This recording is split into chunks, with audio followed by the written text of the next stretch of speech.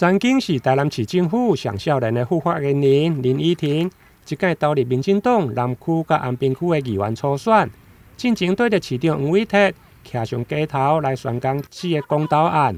决定走上政治这条路。不过，伫咧看到台南市议会这2天来，总共有8件议员涉嫌诈领助理费被侦办的事件，因此发起参选议员当选，绝对袂用家己3等亲来担任公费的助理。其实我觉得公费助理这件事情，本来就是很多在台湾就是一直很备受检视，因为全台湾都层出不穷出现这种诈领助理费的情形。那我想看在人民的眼里，他们可能也会觉得非常的遗憾，因为毕竟这每一笔钱都是人民的纳税钱。所以呢，我宣誓，我如果当选市议员的话，绝对不会请3等亲以内的家属来做我的助理，因为我觉得呢，现在尤其是现在。大家会越来越意识高涨，就是可能会觉得对于议员助理这件事情，会开始会觉得，是不是要倾向专业化，或者是要有一些就是服务的背景等等的。所以我觉得，如果用这笔钱，用人民的纳税钱，身为民意代表，